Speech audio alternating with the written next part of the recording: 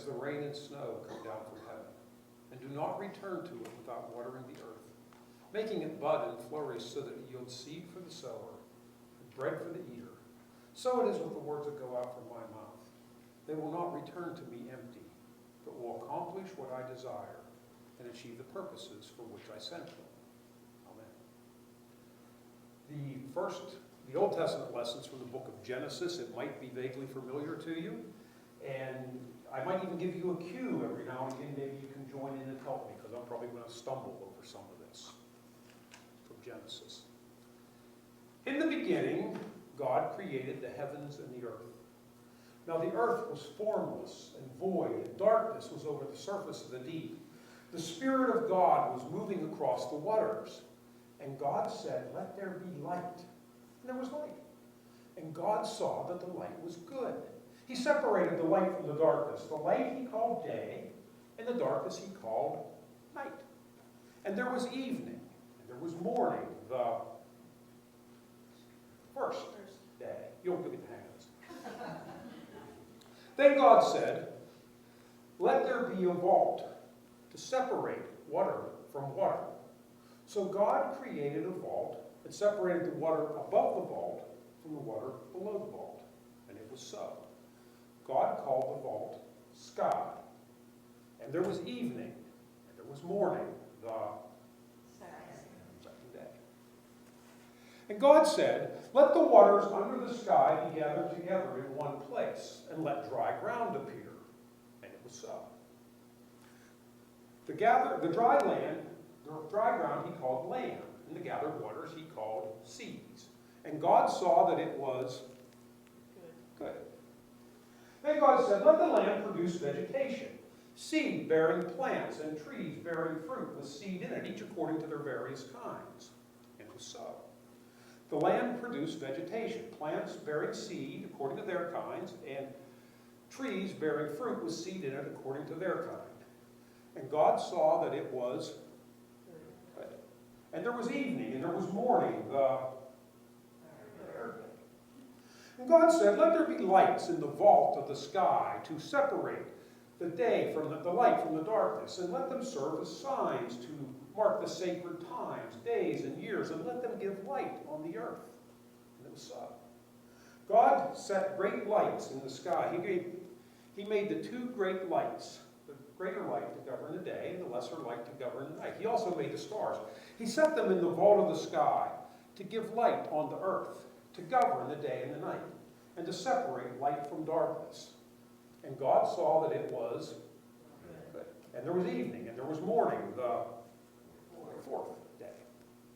And God said, "Let the waters teem with living creatures, and let birds fly above the earth across the vault of the sky." And it was so. God made the great creatures that live in the sea, and which with the sea teems, and every winged bird according to its kind. He blessed them and said, "Be fruitful and increase in number. Fill the sea and let birds increase on the earth." And God saw that it was. And there was evening, and there was morning, the fifth day. And God said, "Let the land produce living creatures, each according to its kind. Livestock according to its kind, the creatures that move along the ground according to their kind, and the wild animals according to their kind." And it was so. God made the wild animals according to their kind, the creatures that move along the ground according to their kind, and the livestock according to their kind. And God said, "Let us make mankind in our own image, in our likeness, that they may rule over the fish in the sea, and the birds of the air, and the livestock, and the wild animals, and the creatures that move along the ground." So God made man in his own image. In the image of God he made them. Male and female he created them. He blessed them and said, "Be fruitful and increase in number. Fill the earth and subdue it. Rule over the fish of the sea, and the birds of the air, and the livestock, and the creatures that move around along the ground, and the wild animals." And God said, "Every seed-bearing plant, and every tree bearing fruit with seed in it, I give you for food. And to all the birds of the sky, and the beasts of the earth, and all the animals that crawl along the ground, everything that has the breath of life in it, I give you every green plant for food. God saw all that he had made, and it was very good. Oh yeah, now you're going to know how much I messed up. And there was evening, and there was morning, the sixth day. Thus all the heavens and earth were created in their vast array. By the seventh day, God was finished with all the work that he was doing. So he took a break from his work. He blessed the seventh day and made it holy, because on the seventh day, God rested from all the work of creating that he had done. This is the story of our people. New Testament, actually there's two New Testaments. As I was thinking about this last night, I thought I want to add one. So you're going to get a little bonus New Testament story, but we'll just do the one response at the end. The first one is from the Gospel of Luke. As Jesus and his disciples were on their way, they came to a village where a woman named Martha opened her home to them. She had a sister called Mary who sat at Jesus' feet listening to what he was saying. But Martha was disturbed with all the preparations that she had to make. And she went to Jesus and said, "Don't you care that my sister has not left me to do all the work? Tell her to help me." Jesus said, "Martha, Martha, you are concerned and upset about many things. But yet few things are needed, indeed only one. Mary has chosen the better, and it shall not be taken from her." Then from the Gospel of Matthew. Jesus said, "For the kingdom of heaven is like a landowner who went out early in the morning to hire workers for his vineyard. After agreeing to pay them a denarius for the day, he sent them to work in his vineyard. About 9 in the morning, he went back into the marketplace and saw others standing around. He said to them, 'You also go work in my vineyard, and I will pay you whatever is right.' About noon and about 3 in the afternoon, he did the same thing. At 5 in the afternoon, he went back into the marketplace and saw others standing around. He said to them, 'Why have you been standing here all day long doing nothing?' 'Because no one has hired us,' they said. He said, 'You also go work in my vineyard.' When evening came, the owner of the vineyard said to his foreman, 'Call the workers and pay them their wages, beginning with those hired last and going on to the first.' When those who were hired at 5 in the afternoon came, they all received a denarius. So when those who were hired earlier came, they expected to receive more. But they also received a denarius. When they received it, they began to grumble against the landowner by saying, 'Those who were hired at 5 in the afternoon only worked 1 hour, and you have made them equal to us who have borne the burden of the work in the heat of the day.' But he said to one of them, 'I'm not being unfair to you, friend. Didn't you agree to work for a denarius? Take your pay and go. I want to make those who work 1 hour, I want to pay those who work 1 hour the same as I pay you. Don't I have the right to do what I want with my own money? Or are you envious because I'm generous?' Therefore, Jesus said, 'The last shall be first, and the first shall be last.' This is the word of the Lord. Tomorrow is Labor Day, the day on the calendar that we set aside to honor America's workers and how hard we work by giving everybody the day off. While you ponder that paradox, let's turn our attention to the troubling parable from Matthew. And it might be one of my favorite parables, but it also gives me the creeps. Maybe because I worked in a union environment for 30 years, or that my graduate degree was in labor relations, I have a hard time grasping the illustration that Jesus used. In the big picture, even though we understand it's a parable about God's grace, the scenario that Jesus paints doesn't make sense to us. Often, as we read or hear a parable, we put ourselves in it. And where we place ourselves in the story might have a lot to do with where we are at in our lives. For instance, in the parable of the prodigal son, is the parable's focus on the father, the older son, or maybe the younger, the prodigal son? It may matter to your hearing if you're a parent, if you're an older child, or perhaps a wayward child. In the parable of the workers in the vineyard, do you see yourself as the owner of the vineyard, The workers who were hired early, those hired midday, or those who showed up when the work was almost done. We all know people like that. My guess is we identify with those hired early, first thing in the morning, and the ones who worked hard all day. Don't we like to think of ourselves as hard workers? None of us wants to be seen as a slacker. We take pride in our work ethic, and we admire it in others. We look up to those who work long hours. Look up and down Main Street and around this town. You'll see business owners who could retire and take it easy, but have continued to work or worked a lot longer than they had to, because that's what they're made of, and we admire that. Sometimes we think that hard work makes up for character flaws. Have you ever heard somebody say something along the lines of, well, you know, Rufus might smoke and drink and gamble and cuss and never take a bath, but at least he's a good worker. There was an usher at PNC Park, Phil Coyne, who worked until he was 99 years old. He had worked for the Pirates from 1936 until 2018. On top of that, he also ushered at Steelers and Pitt football games. Phil had retired from his real job as a machinist at Westinghouse Air Brake in 1980 during a workforce reduction so that a younger guy could keep his job. I'm sure that younger guy was long since retired, while Phil just kept going. You couldn't help but watch him do his job and hope that we could be able to do the same when or if we get to be that old. Now that I'm retired, this is one of the first Labor Days since 1978 that I haven't been working for somebody else. I've had some type of job since I was 14, and God willing, I'll be working for myself for years to come. I've always been up early, getting a good start to the day, heeding the proverb that the early bird gets the worm, although it's the second mouse that gets the cheese. I will admit, though, that the older that I get, the more coffee it takes to get started in the morning. I have a friend whose work ethic I've admired as long as I've known him. If I haven't seen him for a week or so and I ask him what he's been up to, I'll guarantee his answer will be, working, and he ain't kidding. That's what he does. If he's not working a double shift at the plant, he's doing some project at home, most likely for somebody else. If he had been one of those hired at the vineyard, he would have stuck around after the foreman paid the workers to see if they needed anybody for the night shift.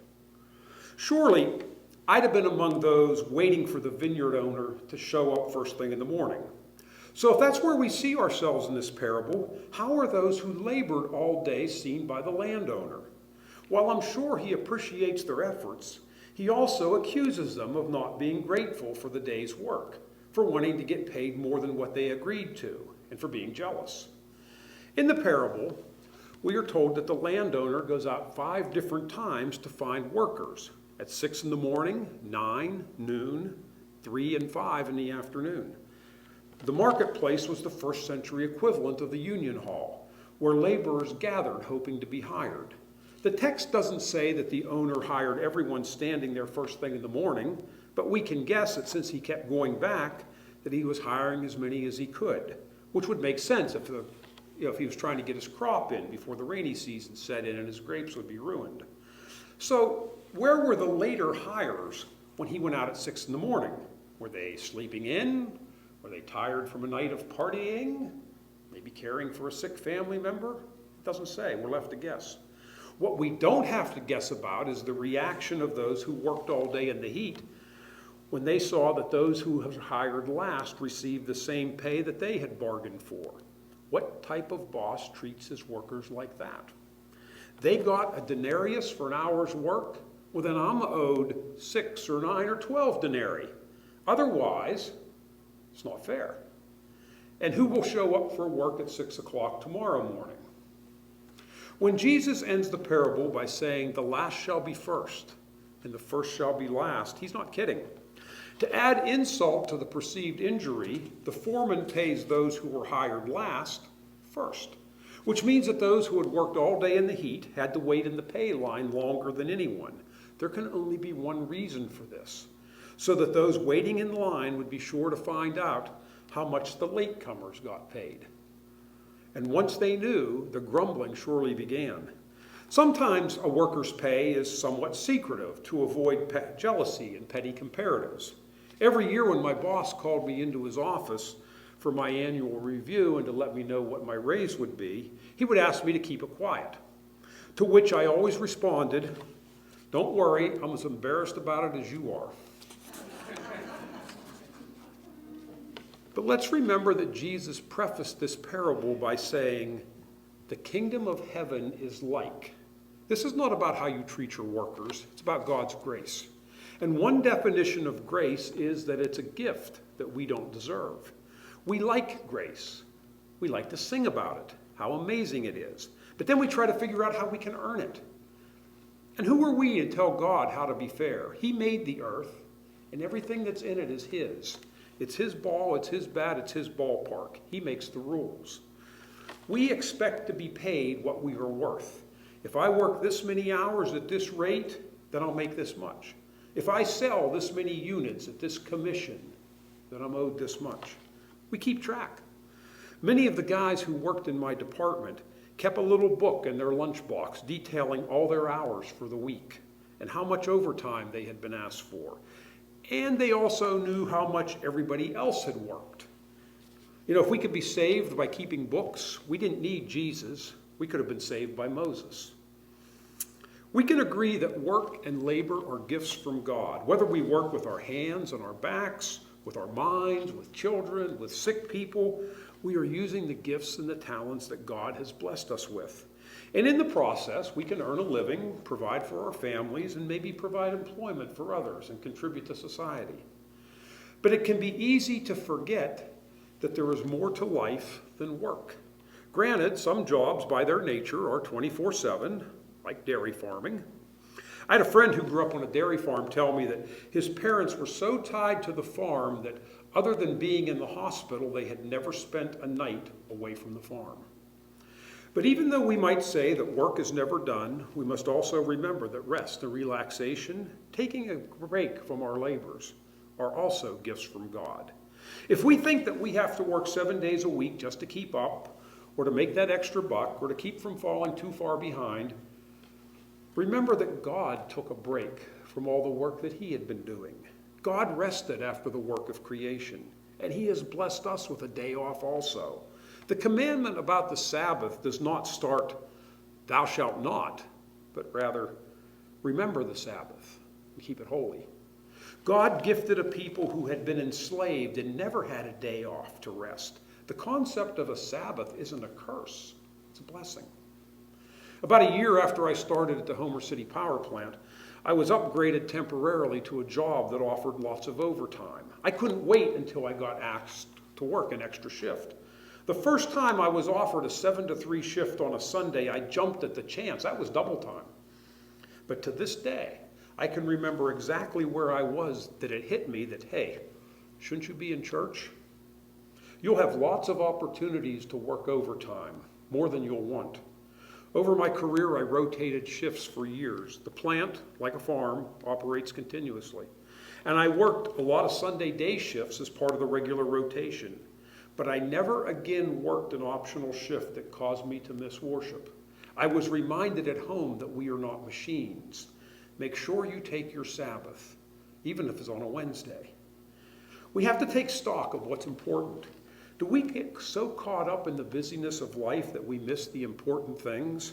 Like Martha, who in trying to be a gracious host was so caught up in all the work that just had to be done, the cleaning, the cooking, making sure the beds were made and the bathrooms were, well, probably not, that she missed the opportunity to sit at the feet of the Lord and hear him teach. Like my dairy farmer grandparents, who, at least as it seemed to a 9-year-old, had such an aversion to pleasure and were so bound by their determination to work that even after Christmas dinner was over, we couldn't open our presents until the table was cleared, the dishes washed, dried and put away, the cows milked, the manure hauled, the wagon wheels rotated, or whatever. At least it seemed that way. We know that there is nothing wrong with working hard, being driven to do a good job, whether it's for your boss, your own business, or in the service of the Lord. And I'm sure Jesus appreciated the good food and clean bedding at the home of Mary and Martha. But we have to have our priorities in order. And who among us would want to miss out on a chance to hear Jesus speak because we're too busy baking bread? The focus of the parable of the workers in the vineyard is not about God's fairness. It's about God's generosity. God has been generous in more ways than we can imagine. He's given us the gift of rest. Don't be afraid to take advantage of it. Thanks be to God. Thank you for letting us share our worship service with you today. We invite you to join us in person next Sunday at 10:30, or if you prefer, to listen online Sunday afternoon. If you would like to make a donation, please visit our website at www.marionpress.org and click the Donate Now button. May God bless you and have a great week.